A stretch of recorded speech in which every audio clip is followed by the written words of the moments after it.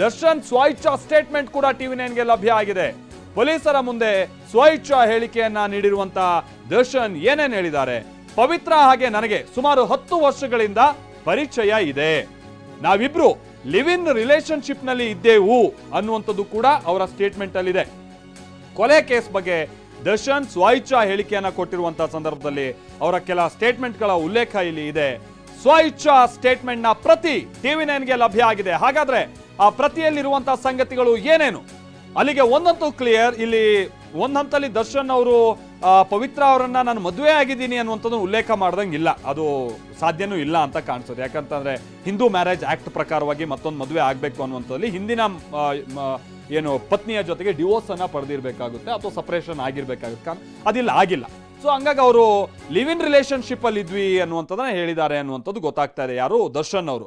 So ನಾನು live in relationship ನಲ್ಲಿದ್ದೆ, 10 ವರ್ಷಗಳಿಂದ ಪವಿತ್ರ ಅವರ ಹಾಗೆ ನನ್ನ ನಡುವೆ ಪರಿಚಯ ಇದೆ, ಸ್ನೇಹ ಇದೆ, ಈ ತರನಾದ ಸಂಗತಿಗಳನ್ನ ಅವರು ಉಲ್ಲೇಖ ಮಾಡಿದ್ದಾರೆ ಅನ್ನುವಂಥದ್ದು ಗೊತ್ತಾಗ್ತಾ ಇದೆ.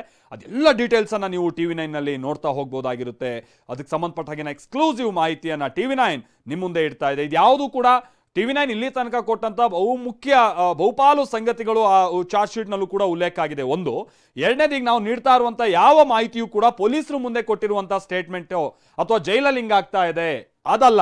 ಚಾರ್ಜ್ ಶೀಟ್ ನಲ್ಲಿ ಉಲ್ಲೇಖ ಆಗಿ ಜಡ್ಜ್ ಕೈ ಸೇರಿರುವಂತ ಒಂದು ಸ್ಟೇಟ್ಮೆಂಟ್ಸ್ ಗಳು ಏನಿದೆ, ಪೊಲೀಸರಿಗೆ ಸಿಕ್ಕಿರುವಂತ ಮಾಹಿತಿಗಳು, ದರ್ಶನ್ ಅವರು ಕೊಟ್ಟಿರುವಂತ ಸ್ಟೇಟ್ಮೆಂಟ್ ಅಂದ್ರೆ 100% ಅದು ಅವರು ನಿಖರವಾಗಿ ಕೊಟ್ಟಿರ್ತಾರೆ. ಅಥವಾ ಯಾರೇ ಆರೋಪಿಗಳು ಅಂತ ಆರೋಪಿತರ ಸ್ಟೇಟ್ಮೆಂಟ್ಸ್ ಏನೇನಿದೆ, ಮತ್ತೊಂದು ಎಲ್ಲ ಡೀಟೇಲ್ಸ್ಗಳನ್ನು ಕೂಡ ಇಲ್ಲಿ TV9 ಚಾರ್ಜ್ ಶೀಟ್ ನಲ್ಲಿರುವಂತಹ ಸಂಗತಿಗಳನ್ನ ಉಲ್ಲೇಖ ಮಾಡಿ ನಿಮ್ಮ ಮುಂದೆ ಇಡ್ತಾ ಇದೆ. ಸೊ ಅಂತ ಡೀಟೇಲ್ಸ್ ಪ್ರಕಾರವಾಗಿ ನೋಡ್ತಾ ಹೋಗೋದಾದ್ರೆ ಇಲ್ಲಿ ಪವಿತ್ರ ಗೌಡ ಅವರ ಸ್ವಇಚ್ಛಾ ಹೇಳಿಕೆ ಏನು, ಅದರ ಜೊತೆಗೆ ದರ್ಶನ್ ಅವರ ಸ್ವಇಚ್ಛಾ ಹೇಳಿಕೆಗಳು ಏನೇನು, ಸೊ ಇವರಿಬ್ಬರಿಗೆ ಯಾವ ರೀತಿಯಾದಂಥ ರಿಲೇಶನ್ಶಿಪ್ ಇದ್ದಿದ್ದು, ಮತ್ತೊಂದು ಇದು ಎಲ್ಲವೂ ಕೂಡ ಈ ಚಾರ್ಜ್ ಶೀಟ್ ನಲ್ಲಿ ಉಲ್ಲೇಖ ಆಗಿದೆ.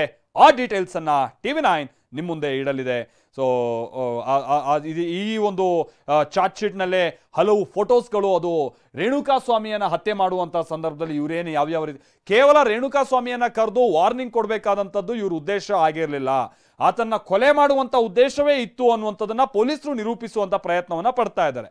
ಅದಕ್ಕೆ ಪ್ರಮುಖವಾಗಿ ಅವರು ಆ ಸಂದರ್ಭದಲ್ಲಿ ಇವರು ಬಳಸಿರುವಂತಹ ಸಾಧನಗಳು, ಆಮೇಲೆ ಅಲ್ಲೇ ಇದ್ದಂಥ ಕೆಲ ಪ್ರತ್ಯಕ್ಷದರ್ಶಿಯ ಸ್ಟೇಟ್ಮೆಂಟ್ಗಳು, ಗೇಟ್ ಕೀಪರ್ ಸೇರಿದಾಗೆ ಕೆಲ ಸ್ಟೇಟ್ಮೆಂಟ್ಗಳು, ಆಮೇಲೆ ಆತನಿಗೆ ಕೊಟ್ಟಂಥ ಚಿತ್ರಹಿಂಸೆಯ ಸಂದರ್ಭದಲ್ಲಿ ಬಳಸಿರುವಂಥದ್ದು ಅಗೈನ್ ವಿಧಾನಗಳು, ಇದೆಲ್ಲವೂ ಕೂಡ ಕೊಲೆ ಮಾಡುವಂಥ ಉದ್ದೇಶವೇ ಇತ್ತು ಅನ್ನುವಂಥದ್ದನ್ನು ನಿರೂಪಿಸುವಂಥ ಪ್ರಯತ್ನವೂ ಕೂಡ ಆಗ್ತಾ ಇದೆ. ನೋಡಿ, ಅಲ್ಲಿ ಒಂದು ಕಡೆ ನೀವು ದರ್ಶನ್ ಬಳಸಿದಂಥ ಅಂತ ಆತನ ಟೀಮ್ ಬಳಸಿದಂಥ ಹಗ್ಗ, ಆಮೇಲೆ ಏನು ಎಲೆಕ್ಟ್ರಿಕ್ ಶಾಕ್ ಕೊಡುವಂಥ ನಿಟ್ಟಿನಲ್ಲಿ ಬಳಸಿದ್ದಂಥ ಸಾಧನಗಳು, ಎದೆ ಮೂಳೆ ಕಂಪ್ಲೀಟ್ ಆಗಿ ಮುರಿದು ಹೋಗಿತ್ತು. ಆಮೇಲೆ ಬೆನ್ನಿನ ಮೇಲೆ ಹಲ್ಲೆ ಮಾಡಿದಂಥ ಮಾರ್ಕ್ಗಳು ವಿಪರೀತವಾಗಿ ಕಂಡು ಬರ್ತಾ ಇತ್ತು. ತಲೆಗೂ ಕೂಡ ಆಳವಾದಂಥ ಗಾಯಗಳಾಗಿತ್ತು. ಅದರ ಜೊತೆಗೇನೆ ಆ ಸಂದರ್ಭದಲ್ಲಿ ಬಳಸಿದಂಥ ಬೆತ್ತಗಳು, ಅದೇನು ಒಂದೆರಡು ಬೆತ್ತಗಳಲ್ಲ, ಅದರ ಜೊತೆಗೇನೆ ಹಲ್ಲೆ ಮಾಡುವಂಥ ನಿಟ್ಟಿನಲ್ಲಿ ಬಳಸಿದಂಥ ಹಗ್ಗ, ಆತನನ್ನ ಕಟ್ಟಾಕಿ ಹೊಡೆಯುವಂಥ ನಿಟ್ಟಿನಲ್ಲಿ ಬಳಸಿದಂಥ ಹಗ್ಗ, ಅದರ ಜೊತೆಗೇನೆ ದರ್ಶನ್ ಮೇಲೆ ಲಾಠಿ, ಅಂದರೆ ದರ್ಶನ್ ಆ್ಯಂಡ್ ಟೀಮ್ ಆ ಲಾಠಿ ಕೂಡ ನೋಡಿ, ಕೈಯಲ್ಲಿ ಇಟ್ಕೊಳ್ಳೋಕೆ ಒಂದು ಬ್ಯಾಲೆನ್ಸ್ ಸಿಗಬೇಕು ಅನ್ನುವಂಥ ನಿಟ್ಟಿನಲ್ಲಿ ಹಗ್ಗ ಎಲ್ಲ ಇದನ್ನೆಲ್ಲ ಕಟ್ಟಿರುವಂಥ ಲಾಠಿ, ಪೊಲೀಸರು ಬಳಸ್ತಾರಲ್ಲ ಅಂತ ಲಾಠಿ, ಸೊ ಇಂತಹವುಗಳನ್ನು ಬಳಸ್ಕೊಳ್ಳಲಾಗಿತ್ತು. ಆಮೇಲೆ ಅಲ್ಲೇ ಇದ್ದಂಥ ಕೆಲ ವಾಹನಗಳಿಗೆ, ಟೆಂಪೋ ಟ್ರಾವೆಲ್ ಲಾರಿಗಳಿಗೆ ಸೀದಾ ಆತನನ್ನು ನೂಕಿ ಆತನ ಮುಖವನ್ನು ಅದಕ್ಕೆ ಜಜ್ಜಿದ್ದು, ಇದೆಲ್ಲವೂ ಕೂಡ ಉಲ್ಲೇಖ ಆಗಿದೆ ಈ ಒಂದು ಚಾರ್ಜ್ ಶೀಟ್ನ ಪ್ರತಿಯಲ್ಲಿ. ಸೊ ಇಲ್ಲಿ ನಾವು ನೋಡ್ತಾ ಇದೀವಲ್ಲ, ಇದು ಸ್ವಇಚ್ಛಾ ಹೇಳಿಕೆಗಳನ್ನ ನಾವು ಗಮನಿಸ್ತಾ ಇರುವಂಥದ್ದು. ಕಾಮಾಕ್ಷಿಪಾಳ್ಯ ಪೊಲೀಸ್ ಠಾಣಾ ಹತ್ತಿರದಿಂದ ಇದಕ್ಕೆ ಸಂಬಂಧಪಟ್ಟ ಹಾಗಿನ ಡೀಟೇಲ್ಸ್ ಅನ್ನ ನಾವು ಕ್ಲಿಯರ್ ಆಗಿ ನಿಮ್ಗೆ ನೀಡ್ತಾ ಹೋಗ್ತೀವಿ.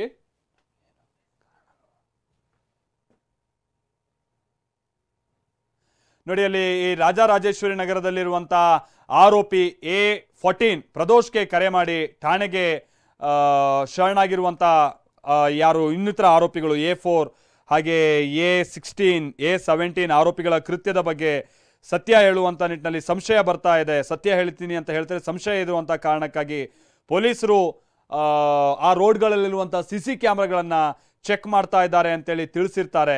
ಓಕೆ, ಪ್ರದೋಷಿಗೆ ವಿಚಾರವನ್ನು ತಿಳಿಸಿರ್ತಾರೆ ಯಾರೋ ಕರೆ ಮಾಡಿ. ಈ ಥರದ್ದೆಲ್ಲ ಡೀಟೇಲ್ಸ್ಗಳು ಕೂಡ ಇದರಲ್ಲಿ ಉಲ್ಲೇಖ ಆಗಿದೆ ಅನ್ನುವಂಥದ್ದು ಗೊತ್ತಾಗ್ತಾ ಇದೆ. ಆಮೇಲೆ ಸ್ವಇಚ್ಛಾ ಹೇಳಿಕೆಗಳು ಕೂಡ ಉಲ್ಲೇಖ ಆಗಿದೆ. ಚಿಕ್ಕಣ್ಣ ಅವರು ವಿಚಾರನೂ ಕೂಡ ಇದರಲ್ಲಿ ಪ್ರಸ್ತಾಪ ಆಗಿದೆ.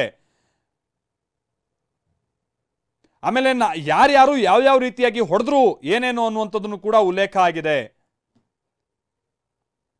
ಸೊ ಯಾವ ಕಾರಣಕ್ಕಾಗಿ ನಾವು ಕೆಲ ಅಪ್ರೂವರ್ಗಳನ್ನ ಯಾವ ರೀತಿಯಾಗಿ ಬಳಸ್ಕೊಳ್ಳುವಂತ ಪ್ರಯತ್ನ ಮಾಡಿದ್ವಿ, ಇದೆಲ್ಲವೂ ಕೂಡ ಉಲ್ಲೇಖ ಆಗಿದೆ ಈ ಚಾರ್ಜ್ ಶೀಟ್ ನಲ್ಲಿ. ಆಮೇಲೆ ನೋಡಿ ಅಲ್ಲಿ ಅಂದ್ರೆ ಇಲ್ಲಿ ಪ್ರದೋಷ್ಗೆ ಕರೆ ಮಾಡಿರುವಂತ ವ್ಯಕ್ತಿ ನೋಡಿ ಆ CC ಕ್ಯಾಮ್ರಾಗಳನ್ನೆಲ್ಲ ಚೆಕ್ ಮಾಡ್ತಾ ಇದ್ದಾರೆ. ನಾವೀಗೇನೀಗ ಆಲ್ರೆಡಿ ಅಲ್ಲಿ ಹೋಗ್ಬಿಟ್ಟು ಶರಣಾಗತಿ ಮಾಡಿದ್ವಿ, ಸೊ ಅವರಲ್ಲ ಅನ್ನುವಂಥ ಡೌಟ್ ಬಂದು ಈಗ ಎಲ್ಲ ಚೆಕ್ ಮಾಡುವಂತ ಕಾರ್ಯ ಆಗ್ತಾ ಇದೆ. ಇದನ್ನೆಲ್ಲವನ್ನು ಕೂಡ ಪ್ರದೋಷ್ಗೆ ಒಬ್ಬ ವ್ಯಕ್ತಿ ಕರೆ ಮಾಡಿ ಹೇಳಿರ್ತಾರೆ.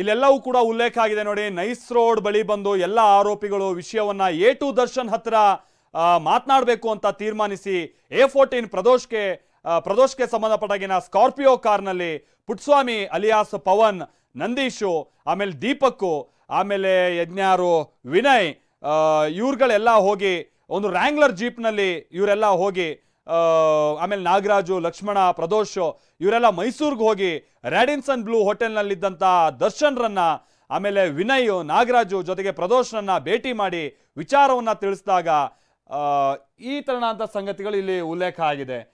ವಿಚಾರಗಳನ್ನ ತಿಳಿಸಿದಾಗ ಅಲ್ಲಿ ಏನೇನಾಯ್ತು ಅನ್ನುವಂಥದ್ದು ಈ ಥರದ್ದೆಲ್ಲವೂ ಕೂಡ ಉಲ್ಲೇಖ ಆಗಿದೆ. ಆಮೇಲೆ ಇಲ್ಲಿ ದೋಷಾರೋಪಣಾ ಪಟ್ಟಿಯಲ್ಲಿ ಉಲ್ಲೇಖ ಆಗಿರುವಂಥ ಈ ಪವಿತ್ರ ಗೌಡ ಅವರಿಗೆ ಸಂಬಂಧಪಟ್ಟ ಹಾಗಿನ ಮಾಹಿತಿ, ಅವ್ರಿಗೆ ಸದ್ಯ ಎಲ್ಲಿದ್ದಾರೆ, ಯಾವ ಸ್ಟೇಷನ್, ಯಾವ ಜೈಲ್ನಲ್ಲಿದ್ದಾರೆ, ಈ ಥರದ್ದೆಲ್ಲ ಡೀಟೇಲ್ಸ್ ಇರುವಂಥದ್ದು ನೋಡ್ಬೋದು. ನೋಡಿ ಈ ಫೋಟೋಸ್ಗಳನ್ನು ನಾವೇನು ನೋಡ್ತಾ ಇದ್ದೀವಿ, ಇದು ದರ್ಶನ್ ಹಾಗೆ ಪವಿತ್ರ ಗೌಡ ಅವರ ನಡುವೆ ಸಂಬಂಧ ಇತ್ತು ಅನ್ನೋದಕ್ಕೆ ಸಂಬಂಧಪಟ್ಟ ಹಾಗಿನ ಕೆಲ ಫೋಟೋಸ್ಗಳನ್ನ ಚಾರ್ಜ್ ಶೀಟ್ನಲ್ಲಿ ಉಲ್ಲೇಖ ಮಾಡಿದ್ದಾರೆ. ಇದರಲ್ಲಿ ಬಹಳಷ್ಟು ಫೋಟೋಸ್ಗಳು ಅವರು ಈ ಸೋಷಿಯಲ್ ಮೀಡಿಯಾ ಮತ್ತು ನೋಡಿ ಇದೆಲ್ಲ ಸೋಷಿಯಲ್ ಮೀಡಿಯಾದಲ್ಲೆಲ್ಲ ಇದೆ.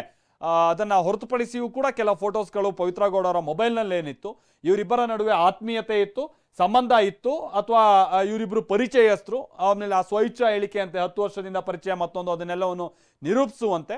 ಆಮೇಲೆ ದರ್ಶನ್ ನಿಜಕ್ಕೂ ಪವಿತ್ರ ಗೌಡ ಅವರ ವಿಚಾರವಾಗಿ ಇಂಥದ್ದೊಂದು ನಿರ್ಧಾರಕ್ಕೆ ಬರುವಂತ ನಿಟ್ಟಿನಲ್ಲಿ ಇವರ ನಡುವೆ ಇದ್ದಂಥ ಆಪ್ತತೆ ಏನು ಅನ್ನುವಂಥದ್ದನ್ನ ನಿರೂಪಿಸುವಂತ ನಿಟ್ಟಿನ ಕೆಲ ಫೋಟೋಸ್ಗಳು ಇದೆಲ್ಲವೂ ಕೂಡ ಈ ಚಾರ್ಜ್ ಶೀಟ್ನಲ್ಲಿ ಉಲ್ಲೇಖ ಆಗಿದೆ. ಸೊ ಅದಕ್ಕೆ ಸಂಬಂಧಪಟ್ಟಾಗಿನ ಡೀಟೇಲ್ಸ್ ಕೂಡ ಈ ಚಾರ್ಜ್ ಶೀಟ್ ಹೊಂದಿದೆ.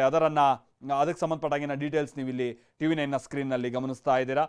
ಸೊ ಇದು ದರ್ಶನ್ ಹಾಗೆ ಪವಿತ್ರ ಗೌಡರ ನಡುವಿನ ಇದ್ದಂಥ ಆತ್ಮೀಯತೆಯನ್ನ ಬಿಂಬಿಸುವಂತ ನಿಟ್ಟಿನ ಕೆಲ ಫೋಟೋಸ್ಗಳನ್ನು ನೀವಿಲ್ಲಿ ನೋಡಬಹುದಾಗಿದೆ. ಆಮೇಲೆ ಇದಕ್ಕೆ ಸಂಬಂಧಪಟ್ಟಾಗಿನ ಆರೋಪಿಗಳಿಗೆ ಯಾವಾಗ ಭಯ ಶುರುವಾಯಿತು, ಅವ್ರು ಯಾಕೆ ದರ್ಶನ್ ರವರನ್ನ ನಾವು ಹೋಗಿ ಮೈಸೂರಿಗೆ ಹೋಗಿ ಭೇಟಿ ಮಾಡಬೇಕು ಅನ್ನುವಂಥ ನಿಟ್ಟಿನಲ್ಲಿ ಹಠಕ್ ಬಿದ್ರು, ಆಮೇಲೆ ದರ್ಶನ್ರನ್ನ ಮೀಟ್ ಮಾಡಿಸುವಂಥ ನಿಟ್ಟಿನಲ್ಲಿ ಮೈಸೂರಿಗೆ ಕರ್ಕೊಂಡು ಹೋಗಿದ್ದು, ಮೈಸೂರಿನಲ್ಲಿ ಆ ಟೈಮ್ನಲ್ಲಿ ದರ್ಶನ್ ಅವ್ರ ಜೊತೆಗೆ ಯಾರ್ಯಾರಿದ್ರು ಅನ್ನುವಂಥದ್ದು ಸಂಗತಿ ಇದೆಲ್ಲವೂ ಕೂಡ ಈ ಚಾರ್ಜ್ ಶೀಟ್ನಲ್ಲಿ ಉಲ್ಲೇಖ ಆಗಿದೆ. ನಾನು ಆಮೇಲೆ ನೋಡಿ ಮೇಲ್ಗಡೆ TV9ನ ಕೆಲ ಪಾಯಿಂಟ್ಸ್ಗಳನ್ನು ಕೂಡ ನೀವು ನೋಡ್ಬೋದಾಗಿದೆ. ಟಾಪ್ನಲ್ಲಿ ನಾವು ಸ್ವಇಚ್ಛಾ ಹೇಳಿಕೆಯಲ್ಲಿ ಬುದ್ಧಿ ಕಲ್ಸೋಣ ಬಾ ಅಂತ ನನ್ನ ಕರೆದ್ರು, ನಾನು ಕೂಡ ಇವ್ರ ಜೊತೆ ಕಾರ್ನಲ್ಲಿ ಹೋದೆ, ಈ ಥರನ ಅಂತ ಕೆಲವರು ಮಾಡಿರುವಂಥ ಸ್ಟೇಟ್ಮೆಂಟ್ಗಳು ಇದೆಲ್ಲವೂ ಕೂಡ ಈ ಚಾರ್ಜ್ ಶೀಟ್ನಲ್ಲಿ ಇರುವಂಥ ಸಂಗತಿಗಳಾಗಿದೆ. ಆಮೇಲೆ ಇಲ್ಲಿ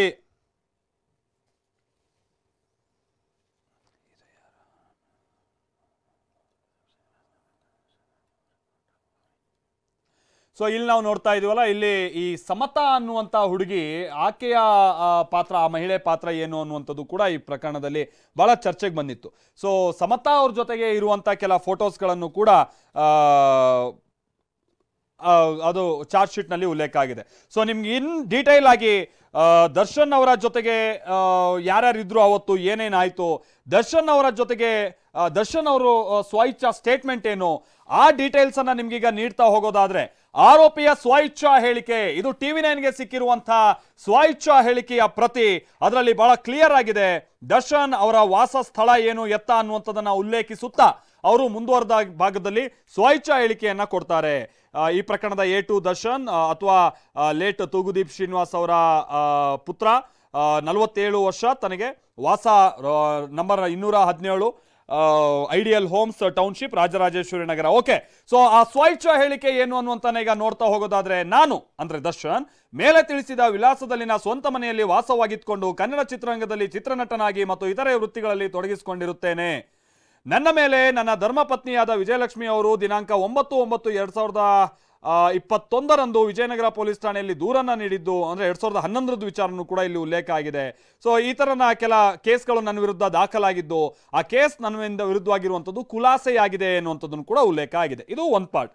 ನಾನು, ನನ್ನ ಪತ್ನಿ ಅಂದ್ರೆ ಶ್ರೀಮತಿ ವಿಜಯಲಕ್ಷ್ಮಿ ಮತ್ತು ಮಗ ವಿನೀಶ್ ಮೂವರು ಹೊಸಕೆರೆಹಳ್ಳಿಯಲ್ಲಿರುವಂತಹ ಪ್ರೆಸ್ಟೀಜ್ ಅಪಾರ್ಟ್ಮೆಂಟ್ನ, ಓಕೆ ಅದು ಡೀಟೇಲ್ಸ್ ಬೇಡ, ಯಾವ ಅಡ್ರೆಸ್ ಮತ್ತೊಂದು ಅಂತ, ಅಲ್ಲಿ ವಾಸ ಆಗಿದ್ದೀವಿ. ನನ್ನ ಪತ್ನಿ ಗೃಹಿಣಿಯಾಗಿರ್ತಾರೆ ಮತ್ತು ನನ್ನ ಮಗ 10ನೇ ತರಗತಿಯಲ್ಲಿ ಹೆಬ್ಬಾಳದ ಬಳಿ ಇರುವಂಥ ಒಂದು ಸ್ಕೂಲ್ ಅದೇನಿದೆ ಅಲ್ಲಿ ಆತ ವ್ಯಾಸಂಗ ಮಾಡ್ತಾನೆ. ಆ ಸ್ಕೂಲ್ ಮತ್ತೊಂದು ವಿಳಾಸ ಬೇಡ ಈಗ. ಸೊ ನನ್ನ ಮತ್ತು ವಿಜಯಲಕ್ಷ್ಮಿ ಅವರ ವಿವಾಹ ಆಗಿ 22 ವರ್ಷ ಆಗಿದ್ದು, ಮೇ 19ಕ್ಕೆ ನಾನು ವಿವಾಹ ವಾರ್ಷಿಕೋತ್ಸವದ ಪ್ರಯುಕ್ತ ದುಬೈಗೆ ಹೋಗಿ ಬಂದಿದ್ವಿ. ಪವಿತ್ರ ಗೌಡ ಅನ್ನೋರು ಸುಮಾರು 10 ವರ್ಷಗಳಿಂದ ನನ್ನೊಂದಿಗೆ ಲಿವ್ ಇನ್ ರಿಲೇಶನ್ಶಿಪ್ನಲ್ಲಿದ್ದು, ಅವರು RR ನಗರದಲ್ಲಿರುವ ನನ್ನ ಮೇಲಿನ ವಿಳಾಸದ ಮನೆಯಿಂದ ಸುಮಾರು 1.5 ಕಿಲೋಮೀಟರ್ ದೂರದಲ್ಲಿದ್ದಾರೆ. ಪವನ್ ಅನ್ನೋ ವ್ಯಕ್ತಿ ಐಡಿಯಲ್ ಹೋಮ್ಸ್ನ ನನ್ನ ಮನೆಯಲ್ಲಿ ಮತ್ತು ಪವಿತ್ರ ಗೌಡ ಅವರ ಮನೆಯಲ್ಲೂ ಕೂಡ ವಾಸವಾಗಿದ್ದು, ಮನೆ ಕೆಲಸವನ್ನ ಮಾಡಿಕೊಂಡು ಸುಮಾರು 8 ವರ್ಷಗಳಿಂದ ಮನೆ ನೋಡ್ಕೊಳ್ಳುವ ಕೆಲಸವನ್ನ ಮಾಡ್ಕೊಂಡಿರ್ತಾನೆ. ನಾನು ಬ್ಲ್ಯಾಕ್ ಟೈಟಾನಿಯಂ ಬಣ್ಣದ ಆಪಲ್ ಐಫೋನ್ 15 ಪ್ರೋ ಮಾಡೆಲ್ ಅನ್ನ ಬಳಸ್ತಾ ಇದ್ದು, ಅದರ ಪಾಸ್ವರ್ಡ್ ಕೂಡ ಅವರು ಉಲ್ಲೇಖ ಮಾಡಿದ್ದಾರೆ. ಅದೇನು ಅವಶ್ಯಕತೆ ಇಲ್ಲ ಅಂತ ಕಾಣಿಸುತ್ತೆ ಈಗ ನಿಮ್ಗೆ ಹೇಳುವಂಥದ್ದು. ನಂದೀಶ್ ಅನ್ನುವನು ಆಗಾಗ ನನ್ನ ಜನ್ಮದಿನದ ಸಮಯದಲ್ಲಿ ನಮ್ಮ ಮನೆ ಬಳಿ ಬರ್ತಾ ಇದ್ದ. ನನ್ನ ಅಭಿಮಾನಿಯಾಗಿರ್ತಾನೆ. ಆತನ ಮುಖ ಪರಿಚಯ ಇರುತ್ತೆ. ಲಕ್ಷ್ಮಣ್ ಅನ್ನೋರು ಸುಮಾರು 15 ವರ್ಷಗಳಿಂದ ಇವರೆಲ್ಲರೂ ಈ ಪ್ರಕರಣದ ಆರೋಪಿಗಳು. ಅವರ ಡೀಟೇಲ್ಸ್ ಅನ್ನ ಕೊಡ್ತಾ ಹೋಗಿದ್ದಾರೆ ನಂದೀಶ್. ನೆಕ್ಸ್ಟ್ ಲಕ್ಷ್ಮಣ್ ಅನ್ನೋನು ಸುಮಾರು 15 ವರ್ಷಗಳಿಂದ ನನ್ನ ಬಳಿ ಕಾರ್ ಡ್ರೈವರ್ ಆಗಿ ಕೆಲಸ ಮಾಡ್ಕೊಂಡಿರ್ತಾನೆ. ವಿನಯ್ ಅನ್ನೋನು ಸುಮಾರು 3-4 ವರ್ಷಗಳು ಹೀಗೆ ಕಾಮನ್ ಫ್ರೆಂಡ್ ಇಂದ ಪರಿಚಯ ಆಗಿರ್ತಾನೆ.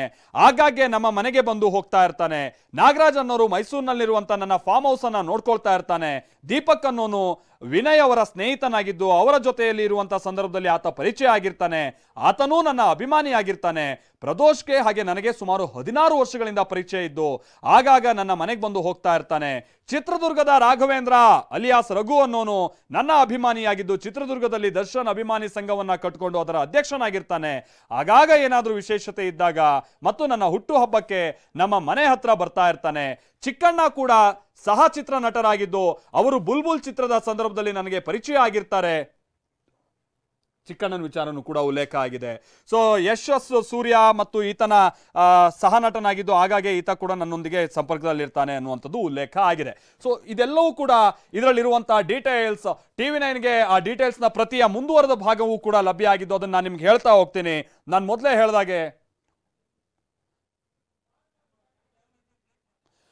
ಮೊದಲೇ ಹೇಳ್ದಾಗೆ ಸ್ವಇಚ್ಛಾ ಹೇಳಿಕೆಯ ಪ್ರತಿಯಲ್ಲಿ ದರ್ಶನ್ ಅವರ ಆ ಹೆಬ್ಬೆಟ್ಟಿನ ಗುರುತು ಕೂಡ ಇದೆ. ಅಂದ್ರೆ ಇದೆಲ್ಲವೂ ಕೂಡ ಒಂದು ಪ್ರೂಫ್, ತಾನೇ ಕೊಟ್ಟಂತ ಹೇಳಿಕೆ. ಅಂತ ಪ್ರತಿಯಲ್ಲಿ ಅವರು ಆರೋಪಿತರ ಜೊತೆಗೆ ಸಂಬಂಧ, ಜೊತೆಗೆ ಹೇಗೆ ಟ್ರ್ಯಾಪ್ ಆದ್ವು ಮತ್ತು ಅಂದ್ರೆ ಟ್ರ್ಯಾಪ್ ಮಾಡಿದ್ವು, ಆತನನ್ನು ಕೊಂದು, ಇದೆಲ್ಲ ಹೇಳಿಕೆಯನ್ನ ಕೊಡ್ತಾ ಹೋಗ್ಯಾರೆ. ಅದರ ಮುಂದುವರೆದ ಡೀಟೇಲ್ಸ್ ಅನ್ನ ನಾವು ನಿಮ್ಗೆ ನೀಡ್ತಾ ಹೋಗ್ತೀವಿ.